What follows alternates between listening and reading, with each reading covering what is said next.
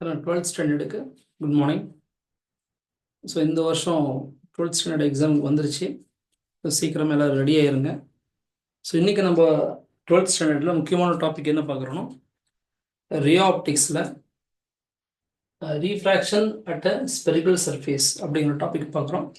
இதனுடைய தொடர்ச்சி என்ன செய்ய போகிறோம் அப்படின்னா, இப்போ நம்ம பார்க்குறது வந்து ஸ்பெரிக்கல் சர்ஃபேஸோடைய ஒரு சைடு வச்சுட்டு பார்க்குறோம். இன்னொரு சைடு அதே மாதிரி பார்த்துட்டு ரெண்டத்தையும் வச்சு என்ன பண்ண போகிறோம், lens maker formula and lens formula ரெண்டத்தையும் எப்படி டெரைவ் பண்ண போகிறோம் அப்படிங்கிறத பார்க்குறோம். சரிங்களா? ஃபர்ஸ்ட் வந்து நம்ம இந்த இந்த ரீஃப்ராக்ஷன் அட் ஸ்பெரிக்கல் சர்ஃபேஸ் இதுக்கான ஒரு ரிலேஷன், ஒரு பேசிக் ரிலேஷனை உருவாக்கிடலாம் இதுல இருந்து. சரி, இப்போ விஷயத்துக்கு வரும். இங்க நான் என்ன ட்ரா பண்ணியிருக்கேன் அப்படின்னா, இந்த கர்வ்டு சர்ஃபேஸ் இருக்குங்களா, இந்த ஏரியா ஃபுல்லா இந்த கர்வேச்சருக்கு இந்த பக்கம் எல்லாமே கிளாஸ் அப்படின்னு ஞாபகம் வச்சுங்க. சரிங்களா? எல்லாமே கிளாஸ். ஸோ ஒரு ஸ்ட்ரெயிட்டாக இருக்கிறது பதிலாக என்ன பண்ணுறேன், இந்த கர்வேச்சர் வந்து இந்த மாதிரி இருக்கிற மாதிரி ஒரு கிளாஸ் வந்து எடுத்திருக்கேன். இப்போ இது வந்து ஸ்ட்ரெயிட்டாக என்ன இருக்கும் அப்படின்னா, உங்களுக்கு பிரின்சிபல் ஆக்சஸ்ன்னு தெரியும், மிரர் கான்செப்ட் படிச்சிருப்பீங்க. அந்த மாதிரி இது பிரின்சிபல் ஆக்சஸ் வச்சுங்க. இதில் நான் என்ன பண்ணிக்கிறேன், ஓங்கிற இடத்துல ஆப்ஜெக்ட் வச்சிருக்கேன். சரிங்களா? ஸோ இது வந்து ஏர். ஸோ இதனுடைய டென்சிட்டி, ஆப்டிக்கல் டென்சிட்டி N1. இது கிளாஸ், இதனுடைய ஆப்டிக்கல் டென்சிட்டி N2. இந்த பிரின்சிபல் ஆக்சஸில் என்ன பண்ணிக்கிறேன், இந்த இடத்துல ஆப்ஜெக்ட் வச்சிருக்கேன் O அப்படின்னு. இந்த இடத்துல C அப்படிங்கிறது இந்த கர்வேச்சருடைய சென்டர். நம்ம அதெல்லாம் சின்ன கிளாஸ்லேயே படிச்சிருப்போம் 10th. சென்டர் ஆஃப் கர்வேச்சர் அப்படின்னா, ஒரு கர்வேச்சருடைய சென்டர் அப்படிங்கிறது வேற ஒன்றும் கிடையாது. அந்த கர்வேச்சர் எங்கிருந்து எடுத்திருக்காங்க, எந்த சர்க்கிள்லேருந்து எடுத்திருக்காங்க, அது எந்த ஸ்பியர்லேருந்து எடுத்திருக்காங்க அப்படிங்கிறத பொறுத்து தான்.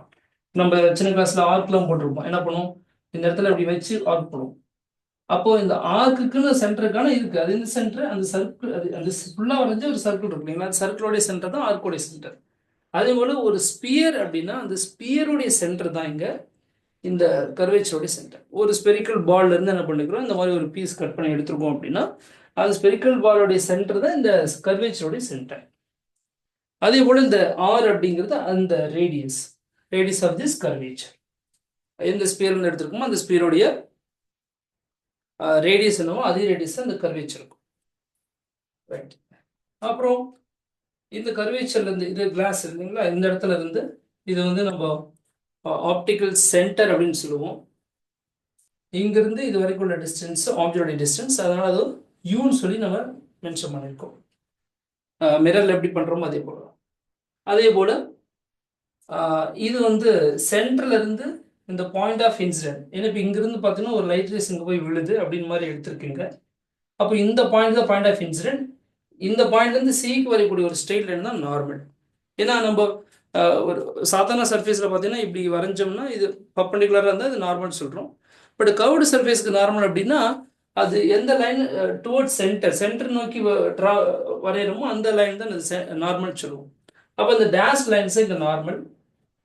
அப்போ இந்த நார்மலோட இது எவ்வளோ ஆங்கிள் மேக் பண்ணுது அப்படின்னா, ஐங்கிற ஆங்கிள் மேக் பண்ணுது. அப்போ இந்த ஆங்கிள் ஆஃப் இன்சிடென்ட்ஸ் இது பார்த்தீங்கன்னா ஆர். ஸோ இந்த நார்மல் வந்து என்ன பண்ணுது, இது எவ்வளோ ஆங்கிள் ரிஃப்ராக்ட் ஆயிருக்கு அப்படின்னா இது ஆங்கிள் ஆஃப் ரீஃப்ராக்ஷன். ஸோ இப்போ இதை பார்த்தாவே தெரியுது இது ரேரர் மீடியம், இது டென்சர் மீடியம். ஏன்னா நமக்கு ரெண்டு கான்செப்ட் தெரியும். when light is centering from rarer to denser அப்படின்னா it will bend towards normal. இதுதான் நார்மல் நோக்கி ட்ரா பண்ணும் அப்படின்னு சொல்லி படிச்சிருக்கோம். இதே நீங்க ஒரு denser to rarer அப்படின்னா bend away from the normal. இந்த நார்மல் விட்டு விலகி போகுது. அதான் ஒரிஜினலா வந்து இப்படி வந்திருக்கணும், ஆனா என்ன பண்ணுது, நார்மலுக்கு ஆப்போசிட் அது விலகி போகுது. அப்ப இங்க என்ன, இது டென்சர் டு ரேர். இங்க அப்படி கிடையாது, ஒரிஜினலா வந்து கேட்டது இப்படி வந்திருக்கணும்.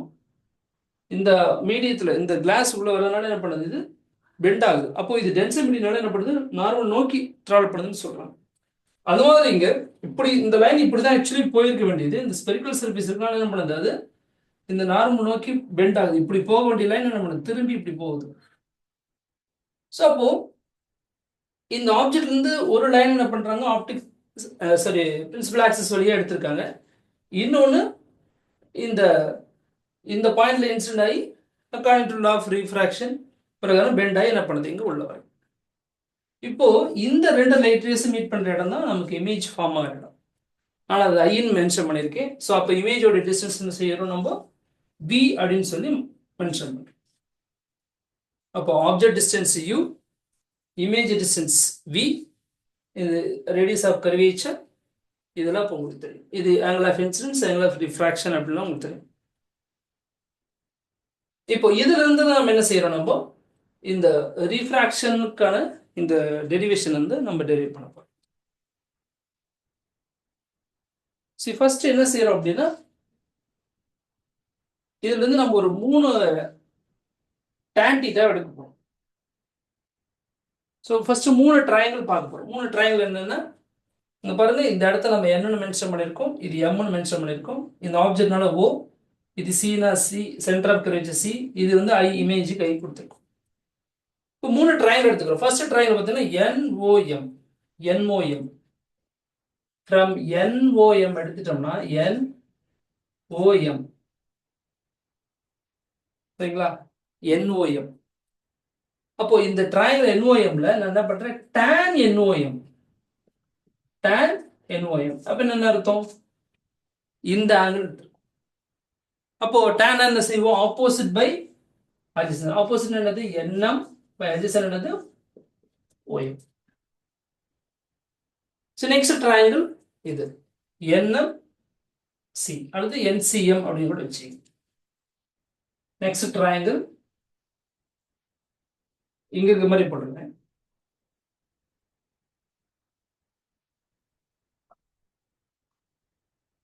N இது M, இது C. இப்போ இந்த ட்ரையாங்கிள் எடுத்துக்கிறேன். tan NCM இந்த ஆங்கிளுக்கு மட்டும். அப்போ அதுக்கு ஆப்போசிட் NM, அதுக்கு adjacent MC. இது ரெண்டையும் எடுத்தாச்சு.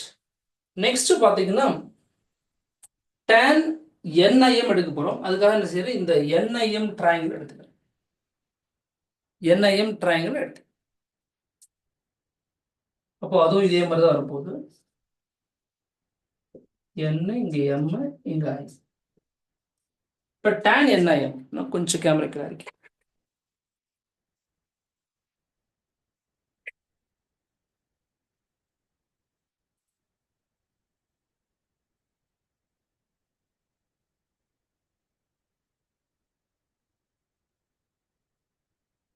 tan NIM அப்படின்னா நமக்கு ஆப்போசிட் adjacent. அப்ப NM by MI. சி, அப்ப நமக்கு மொத்தம் 3 tan கிடைச்சிருக்கு. tan NOM இங்க இருக்கு, tan NCM, tan NIM, 3க்கும் கொடுத்துருக்கு. இப்போ இதை யூஸ் பண்ணி என்ன செய்ய போறோம் அப்படின்னா, நெக்ஸ்ட் ஸ்டெப், இப்போ இந்த ட்ரையாங்கிள் எடுத்துங்க. எதுனா இந்த ட்ரையாங்கிள்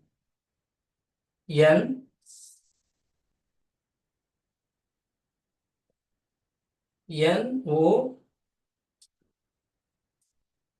இங்க C. அப்போ இது I ஆல்ரெடி இருக்கு. இது NOM கரெக்டா, இது ஆக்சுவலி M தான் வச்சிருக்கோம். இப்போ NOM, இது NCM. அப்ப இது I. நம்ம ஆல்ரெடி நமக்கு தெரியும், sum of interior opposite angle is equal to exterior angle. Sum of interior opposite angles is equal to exterior angle. அப்ப என்ன செய்யறோம், நம்ம exterior angle I. அப்ப I எதுக்கு சமமா இருக்க போகுது, இந்த NOM plus NCM க்கு சமம். சரிங்களா, இந்த I எதுக்கு சமமா இருக்கு, இந்த NOM-ஐயும் இந்த NCM-ஐயும் ஆட் பண்ணதுக்கு சமமா இருக்கு.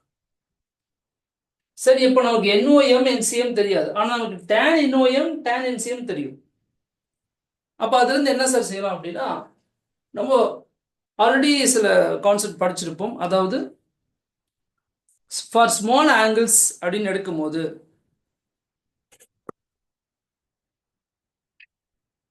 பாருங்க, ஃபார் ஸ்மால் ஆங்கிள்ஸ் அப்படின்னா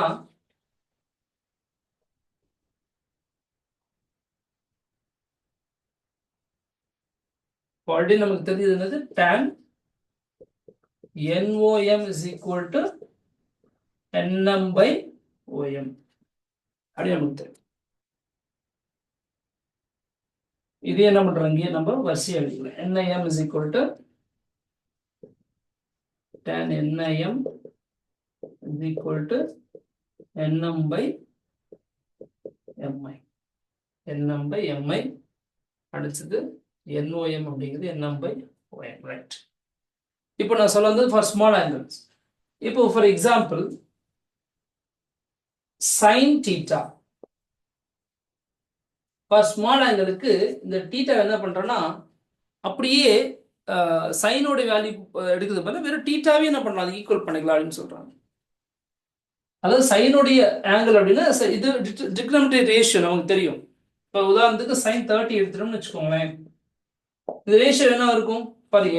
எவ்வளவு பெரிய sin அதாவது ஆங்கிள் அந்த ட்ரையாங்கிள் இருந்தாலும் சரி, அதுல sin 13 எடுத்து பார்த்தீங்கன்னா நமக்கு தெரிஞ்சது 1/2 தெரியும். அப்ப sin 30 அப்படிங்கிறது 1/2. அப்போ இப்போ என்ன செய்யறேன் அப்படின்னா இந்த sin 30 நான் ஒருவேளை ஸ்மால் ஆங்கிள் எடுத்துட்டோம் அப்படின்னா அது சொல்றோம் இது 30க்கு ஈக்குவல்னு சொல்றாங்க. அது 1/2 30க்கு ஈக்குவல்னு சொல்றாங்க. அது எப்படி சார் 1/2 30க்கு ஈக்குவல் ஆகும்? ஒரு எக்ஸாம்பிளுக்கு தான் எடுத்துருக்கு. இப்போ 30 டிகிரி அப்படிங்கிறது it is not SI unit. அப்போ நம்ம எஸ்ஐ யூனிட்டுக்கு என்ன பண்ண போறோம், இதுக்காக ரேடியன் அப்படியே எடுத்துக்கிறோம். அப்போ உங்களுக்கு தெரியும் பை ரேடியன் அப்படிங்கிறது தான் 180 டிகிரி. அப்போ 1 டிகிரி அப்படிங்கிறது பை பை 180 ரேடியன். அப்போ 30 டிகிரி எப்படி எழுதலாம், 30 இன்ட்டு பை 180 எழுதலாமா? 30 இன்ட்டு பை பை 180. அப்போ நமக்கு என்ன கிடைக்கும், இங்க 6 வரும். Pi by 6. இப்போ 30 டிகிரி என்ன செய்ய போறோம், 30 டிகிரியை நம்ம பை பை 6 எழுத போறோம். இப்போ பையோட வேல்யூ என்ன நமக்கு 3.14. அப்போ 6 கீழே இருக்கு. நீங்க என்ன பண்ணுவீங்க, சிம்பிளி பண்ணா மேலேயும் கீழே பாருங்க. மேலே வந்து 3 இருக்கு, கீழே வந்து 6 இருக்கு. ரவுண்ட் பண்ணா 3 தான். அப்போ இது 1/2 ஈக்குவலா இருக்கு ஆல்மோஸ்ட். அப்ப அதை தான் சொல்றாங்க 30 டிகிரியே என்ன பண்றோம், நம்ம பெரிய வேல்யூ எடுத்துக்காம அது சின்ன ஆங்கிள் கன்சிடர் பண்ணும்போது that it is equal to அந்த 30 டிகிரிக்கு ஈக்குவலா இருக்கு. 30 டிகிரியோட ஈக்குவல் வேல்யூ என்ன நமக்கு 1/2 தான் வருது. 1/2 ரேடியன் தான் வருது. பை பை 6 ரேடியன் அப்படிங்கிறது 1/2 ரேடியன் சொல்லுவோம். அப்போ என்ன சொல்றோம் அப்படின்னா ஃபார் ஸ்மால் ஆங்கிளுக்கு sin theta become thetaன்னு சொல்ற மாதிரி இங்க tan theta become என்ன சொல்றோம் நம்ம theta. tan theta it is equal to almost equal to theta. அப்ப இந்த NOM NCM எல்லாத்தையும் என்ன பண்றோம், tan NOM NCM எல்லாம் வெறும் NOM அப்படின்னு எடுத்துட்டாவே நமக்கு என்ன கிடைக்குது, that is equal to NM by OM. NCM which is equal to NM by MC. Similarly நமக்கு NIM எப்படி எழுத போறோம் அப்படின்னா NM by MI. சரிங்களா? ஸோ இது 3 இருக்கட்டும். இதுல இருந்து என்ன செய்ய போறோம், நம்ம மீதி 3 உருவாக்கிருக்கோம். ஓகேங்களா? இப்போ நம்ம இதுக்கு வருவோம். இப்போ NOM ஓட வேல்யூ என்ன, NM by OM. NCM என்ன வருது, NM by MC. இது ஐக்கான வேல்யூ. ஸோ இது இப்போ முடிச்சிட்டோம். இதே மாதிரி என்ன செய்ய போறோம், இந்த ஆருக்கு ஒரு ரிலேஷன் எழுத போறோம். அது எழுதிட்டா என்ன பண்ணலாம், நம்ம இந்த நமக்கு தேவையான இந்த ரிலேஷன்ஸ் வந்து கிடைச்சது. ஓகே, இப்போ அடுத்து போலாமா?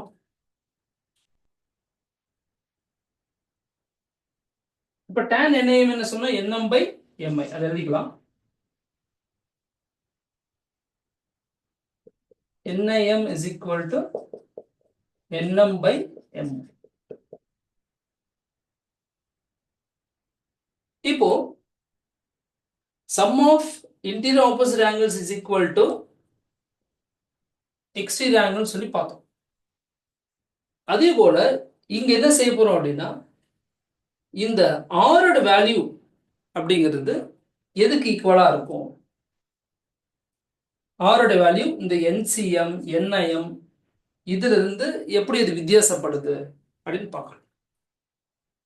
அதுக்கு என்ன பண்றேன் அப்படின்னா, ஃபர்ஸ்ட் இந்த ட்ரையாங்கிள் எழுதிக்கிறேன். என்எம்சி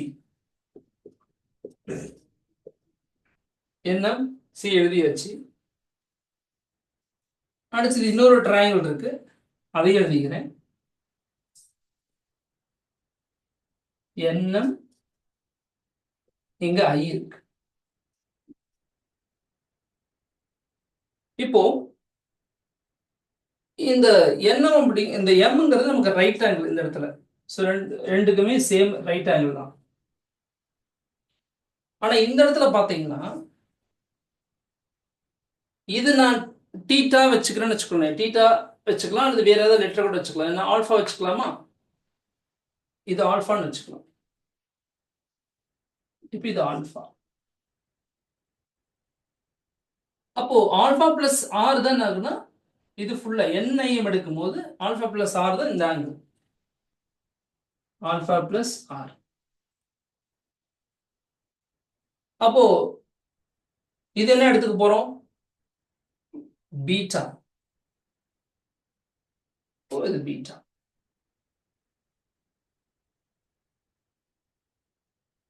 சரி, அப்போ இதுக்கு என்ன பண்ண போறோம்? இந்த ஆங்கிள் கண்டிப்பா இதுவும் டிஃப்ரெண்ட். இது ரெண்டும் சேம் கிடையாது, ரெண்டும் டிஃப்ரெண்ட் தான். ஸோ இந்த என்சிஎம் மட்டும் எடுக்கும் போது இது ஆல்ஃபா, இது என்ஐஎம் எடுக்கும் போது இது ஆல்ஃபா பிளஸ் ஆர், இது இப்போ பீட்டா. இதுக்கு என்ன பண்ணலாம்? வேற நேம் வச்சுக்கலாமா? என்ன வச்சுக்கலாம்? காமான்னு வச்சு காமான்னு வச்சுக்கலாமா? குட், காமா வச்சுக்கலாம்.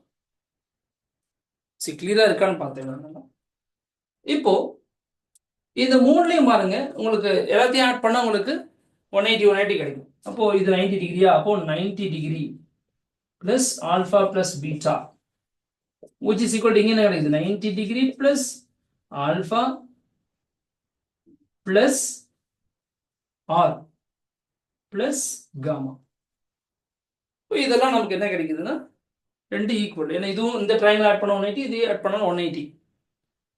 அப்போ ரெண்டுலயும் 90 90 அடிச்சிடணும், ஆல்ஃபாவும் ஆல்ஃபாவும் அடிச்சிடறோம். அப்ப என்ன இருக்கு நமக்கு? Beta is equal to R plus காமான்னு இருக்கு.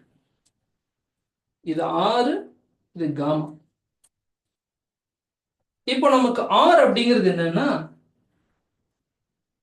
Beta minus gamma, that is equal to R.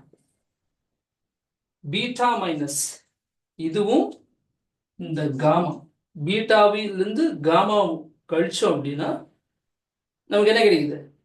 இந்த ஆர் கிடைக்குது. புரியுதுங்களா? இந்த ஆங்கிளை விட இந்த ஆங்கிள் எப்படி இருக்கு உங்களுக்கு? அதாவது சொல்லப்போனா இதை விட இந்த ஆல்ஃபா பிளஸ் ஆறுங்கிறது உங்களுக்கு ஆங்கிள் அதிகமாயிருது. ஆல்ஃபா பிளஸ் ஆர் அப்படிங்கிறது இங்கே அதிகமாயிருது. இங்க எவ்வளவு ஆங்கிள் அதிகமாகுதோ அந்த அளவுக்கு என்ன ஆக போகுது? இங்கேயும் அவ்வளவு ஆங்கிள் குறையும். அப்போ அதை தான் சொல்றாங்க காமா பிளஸ் ஆறு தான் நமக்கு பீட்டா. இந்த காமாவை ஆறு ஆட் பண்ணாதான் நமக்கு சரி பீட்டா, காமாவும் ஆறு ஆட் பண்ணாதான் நமக்கு பீட்டா. சரிங்களா? அப்போ பீட்டா மைனஸ் காமா அப்படிங்கிறது ஆறு நமக்கு தெரிஞ்சு போச்சு. அப்போ பீட்டா அப்படிங்கிறது இங்க என்னது? என்சிஎம். பீட்டாங்கிறது என்சிஎம். அப்போ என்சிஎம் என்னது? NM by MC. NM by MC minus காமாங்கிறது என்னது? என்ஐஎம். என்ஐஎம் சொல்றோம், NM by MI which is equal to R. இது நமக்கு அடுத்த ஈக்குவேஷன்.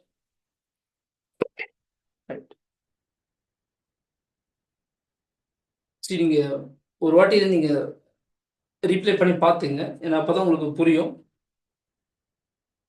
இது நீங்க எல்லாம் அங்க டீட்டெயிலா எக்ஸாம்ல போடணும் அவசியம் கிடையாது. இதை மட்டும் நீங்க சொல்லிட்டீங்கன்னா போதும். Exterior angles sum of interior opposite angles சொல்லிட்டு இது போட்டீங்கன்னா கிடைச்சிடும்.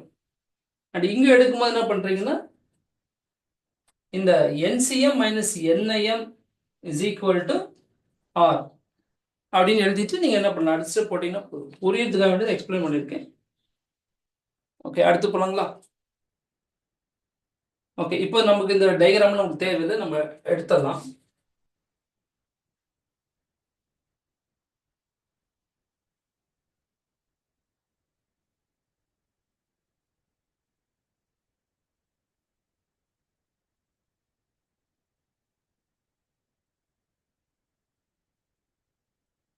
நெக்ஸ்ட் பாத்தீங்கன்னா Snell's law. According to Snell's law என்ன செய்யறோம் நம்ம, sin i by sin r is equal to mu அல்லது n. இங்க n2 1 அப்படின்னு சொல்லிடுறோம். refractive index of medium 2 with respect to the first medium. அது எப்படி எழுத போறோம், n2 by n1, n2 by n1 இப்படியும் எழுதும். அப்ப இது கிராஸ் பண்ண n1 இங்க வந்துட்டு n2 அங்க போயிடும். அப்ப n1 sin i which is equal to n2 sin r. இப்போ நெக்ஸ்ட் ஸ்டெப் என்ன செய்ய போறோம், திரும்பவும் அந்த ஃபார் ஸ்மால் ஆங்கிள்ஸ் அப்படிங்கிற கான்செப்ட் வரும்போது இந்த i sin i become வெறும் i. அப்ப n1 i ன்னு சொல்றோம், அண்ட் இங்க n2 r அப்படின்னு சொல்றோம். இதுல என்ன செய்ய போறோம், இப்போ நம்ம i யோட வேல்யூ r ஓட வேல்யூ சப்ஸ்டிட்யூட் பண்ணோம்னா நமக்கு தேவையான ரிலேஷன் கிடைச்சிடும்.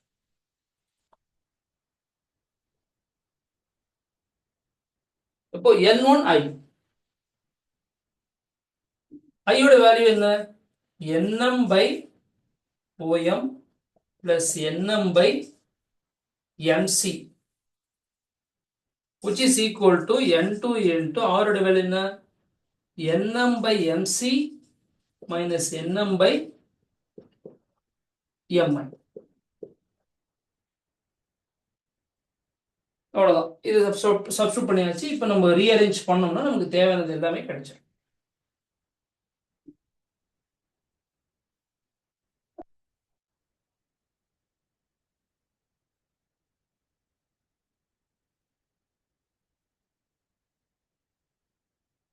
அப்போ என்ன செய்யலாம் அப்படின்னா, எல்லாத்துலயும் எண்ணம் மேல காமனா இருக்கு. ஸோ எல்லாத்துலயும் என்ன பண்றேன், எண்ணம் நான் வெளியில் எடுக்கும் போது கேன்சல் ஆயிடுது. அப்போ நமக்கு மிச்சம் என்ன இருக்க போகுதுன்னா, இந்த n1 வந்து உள்ள போயிடும். அப்ப n1 by om plus n1 by mc which is equal to n2 by mc minus n2 by mi.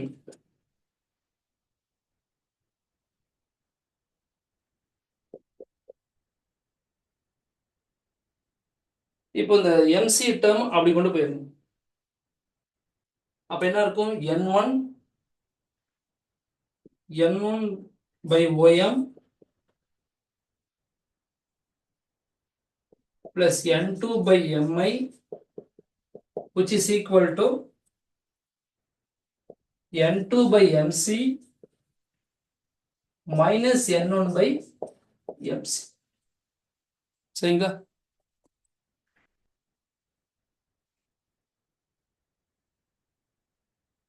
இப்போ இதுல வந்து பாத்தீங்கன்னா n2 minus n1 mc காணாதனால mc எழுதிக்கலாம். அப்ப இங்க n1 by om plus n2 by mi அப்படின்னு இருக்கு. இதுதான் நமக்கு ஃபைனலா நமக்கு தேவையான ரிலேஷன். ஸோ இதுதான் நமக்கு ரிலேஷன், ஃபைனலா நமக்கு தேவையான ரிலேஷன். இதுலயே நம்ம என்ன செய்ய போறோம், இந்த OM MI MC இந்த வேல்யூலாம் நம்ம சப்ஸ்டிட்யூட் பண்ணா வேலை முடிஞ்சிடும். OM அப்படின்னு என்னன்னா, நமக்கு இந்த டயக்ராம் இதுக்கும் ஞாபகப்படுத்திங்க. O இங்க இருக்கு, N இங்க, M இங்க. இப்போ இது ஆப்ஜெக்ட் டிஸ்டன்ஸ். அப்ப லெஃப்ட் சைடுல u இருக்குனால u ஓட வேல்யூ என்ன பண்ண போறோம் நம்ம, அதாவது OM ஓட வேல்யூ மைனஸ் யூன்னு சொல்லி எடுத்துக்கிறோம். இந்த பக்கம் தான் உங்களுக்கு என்ன இருக்குன்னா, இங்க வந்து c இருக்கும், இது வந்து c னா r இதனுடைய வேல்யூ. ரைட் சைடு இருக்கிறனால mcங்கிறது என்னன்னா உங்களுக்கு பிளஸ் ஆர். அதே போல ஐ அப்படிங்கிறது பார்த்தீங்கன்னா எங்க இருக்குதுன்னா அதே சைடில் தான் இருக்கு. அப்போ எம்ஐ அப்படிங்கிறதும் உங்களுக்கு பாசிட்டிவ் வேல்யூ, அதாவது வீன்னு சொல்லுவோம், இமேஜ் டிஸ்டன்ஸ் வீன்னு சொல்லுவோம். ஸோ ரெண்டுமே உங்களுக்கு பாசிட்டிவ் வரும், ஓஎம் மட்டும் நெகட்டிவ் இருக்கும். அப்போ நம்ம என்ன செய்யறோம் அப்படின்னா இந்த n1 by OM ஓட வேல்யூ வந்து minus u, n2 by mi ஓட வேல்யூ வந்து பிளஸ் v, அண்ட் இது வந்து n2 minus n1 by mc ஓட வேல்யூ பிளஸ் r. அப்போ இது நெகட்டிவ் இருக்கா, இந்த டேர்மே நெகட்டிவா வரும், அப்போ மாத்தி எழுதிக்கலாம்.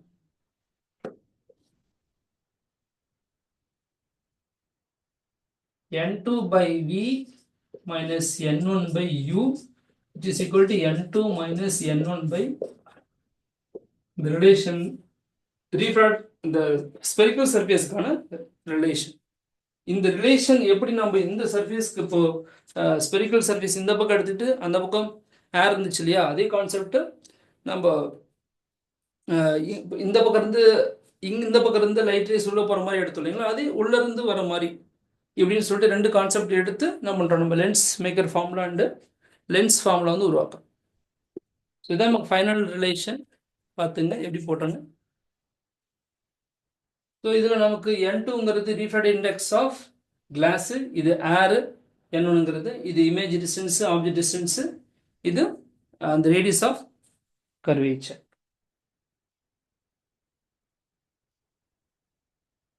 சரிங்களா, ரேடியஸ் ஆஃப் கர்வேச்சர் இது நமக்கான formula. n2 by v minus n1 by u is equal to n2 minus n1 by r. So இதை வச்சு நம்ம lens maker and lens formula உருவாக்கும். புரியுதுங்களா?